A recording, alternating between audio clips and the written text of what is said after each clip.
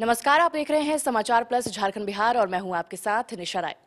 Christmas festival को बड़े ही धूमधाम से पूरे विश्व में मनाया जाता है और ऐसी ही धूम जो है वो भारत में झारखंड में भी देखने को मिल रही है। और झारखंड के रांची को जो है बेहद ही खूबसूरत तरीके से इसे लेकर के सजाया गया है। और इन्हीं चीज़ों को दिखाने के लिए और इस बार क्या कुछ खास है ये बात करने के लिए हमारे साथ जुड़ चुके हैं आर्च बिशप विंसेंट आइन। सर, आपसे जानना चाहेंगे कि इस बार के क्रिसमस में क्या कुछ खास है।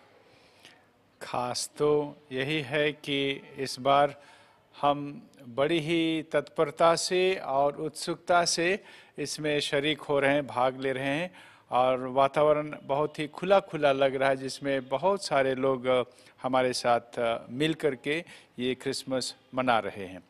यूँ तो क्रिसमस ये आम त्यौहार है, ये कहना गलत होगा कि ये मात्र ख्रिस्त विश्वासियों के लिए है, क्योंकि हमारा धर्मशास्त्र भी बताता है कि ये जो सुसमाचार अथवा ये सुखद समाचार जो आया था दूत के माध्यम से चरवाहों को, उसमें उसने कहा, दूत ने कहा, ये सभी लोगों के लिए, तो किसी को उसमें से बाहर नहीं किया। और ये बहुत ही उचित है कि पूरा विश्व ही ख्रिस्त जयंती का पर्व काफ़ी खुशियों के साथ मनाता है। हमारे भारत देश में भी इसका हम ये पाते हैं कि हर जगह ये खुशी का माहौल बनता है और रांची शहर में तो होता ही है। इस बार थोड़ा बढ़ चढ़ के इसलिए भी है कि हमारे झारखंड नवनिर्मित सरकार ने अपनी उत्सुकता दिखाई हमारा साथ देने के लिए। और आपने देखा होगा कि ये पुरुलिया रोड एक तरह से जो सजा हुआ रोड है, ऐसा लगता है कि नभमंडल यहीं उतर आया है, तारे नक्षत्र यहीं आ गए हैं। ये सब उनकी देन है, उनकी कृपा से ये सब हुआ है। और इसलिए हम लोग ऐसा साथ पा करके ये महसूस कर रहे हैं कि शायद ये नई गठित सरकार हमारे हर एक मजहब को ऐसा ही उत्साह देगी, जिससे कि हमारे बीच में एक भाईचारे का वातावरण बना रहे, सौहार्द बना रहे। बिल्कुल, आप भाईचारे की बात कर रहे हैं, सौहार्द की बात कर रहे हैं, तो आपसे ये भी जानना चाहेंगे कि जितने भी लोग हैं जो ये तमाम बातें करते हैं, जैसे कि कई लोग ऐसे होते हैं जिन्हें जाति ये सब चीज़ें करने में या फिर उन्हें लगता है कि जो जातिवाद है उसकी वजह से कहीं ना कहीं लड़ाइयाँ हो रही हैं, तो उसे लेकर के आप क्या संदेश देना चाहेंगे। तो हमारे बीच में, चाहे विश्व स्तर में कहें या भारत देश की स्थिति के बारे में कहें, विभिन्नताएं तो बहुत हैं, कई रूप में विभिन्नताएं हैं। ये धर्म को लेकर के, आस्था को लेकर के, संस्कृति को लेकर के, भाषा को लेकर के तरह तरह की विभिन्नताएं हम लोगों में अवश्य हैं। लेकिन इन विभिन्नताओं को हम लोगों को नकारात्मक दृष्टि से नहीं देखना है, क्योंकि हमारा भारत देश तो खास एक ऐसा तगड़ा उदाहरण है। पिछले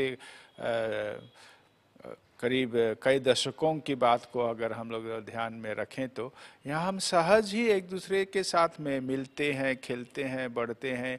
बचपन से हम लोगों की जो विभिन्नता है उसको हम जानते हुए भी, लांघते हुए भी बड़ी मित्रता के साथ में, दोस्ती के साथ में बड़े अच्छे ढंग से हम जी पाते हैं। ये जो एक सहज स्वभाव है उसको तोड़ने की ये जो अनावश्यक कोशिश होती है कुछ कुछ ऐसे लोगों से, ये बहुत ही दुखदाई है। लेकिन उसके विपरीत हम लोगों को ये एक नई लहर को ज़्यादा जोर देना पड़ेगा कि हमारे विभिन्नताओं के बावजूद हम कैसे सौहार्द बना करके रख सकते हैं, सद्भावना बना करके रख सकते हैं। हर एक की विभिन्नता में उनकी विशेषता को भी हम पहचानें, मान्यता दें और उसकी कदर करें, ये हमारी आवश्यकता होनी चाहिए। बिल्कुल सर, और क्रिसमस त्यौहार ये भी सिखाता है कि किस तरीके से मिलजुल कर और भाईचारे के साथ रहना चाहिए। और ऐसे में हम आपसे लास्ट आखिरी सवाल जानना चाहेंगे कि क्रिसमस क्या कुछ संदेश देता है, ये जो त्यौहार है ये क्या कुछ संदेश देता है, और आप जो दर्शक हैं हमारे उन्हें क्या संदेश देना चाहेंगे।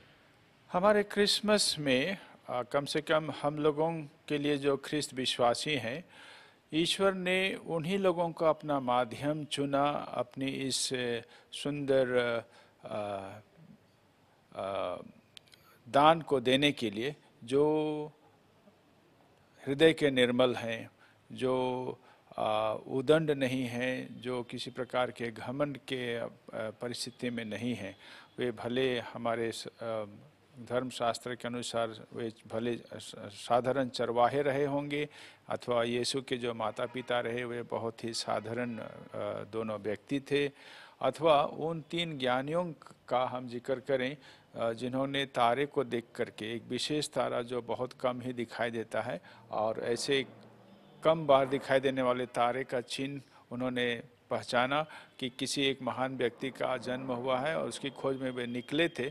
तो उनके माध्यम से भी हम जानते हैं कि ईश्वर इन ज्ञानियों को इसलिए ऐसा प्रकाश देता है, ऐसी प्रेरणा देता है, ऐसी जानकारी देता है क्योंकि वे ज्ञानी होते हुए भी घमंडी नहीं थे, उदंड नहीं थे, पाखंडी नहीं थे और उनमें दिल में एक विशेष सादगी थी और उस सादगी के कारण उनको ईश्वर ने ये प्रेरणा दी और उस प्रेरणा के कारण उन्होंने इस नवजात शिशु में एक महान व्यक्ति को पहचाना। बिल्कुल, तो ये ईसाई समाज ये भी सिखाता है कि किस तरीके से सद्भाव और प्रेम के साथ रहना चाहिए। और ये जो आपने कहा कि उनमें इतना ज्ञान था लेकिन घमंड नहीं था उन्हें, तो ये सारी चीज़ें हमें इससे सीखने को मिलती है। सर, आपका बहुत बहुत शुक्रिया कि आपने हमें अपना कीमती वक्त दिया है और इसी तरह की तमाम जानकारियों के लिए देखते रहे समाचार प्लस झारखंड बिहार। नमस्कार।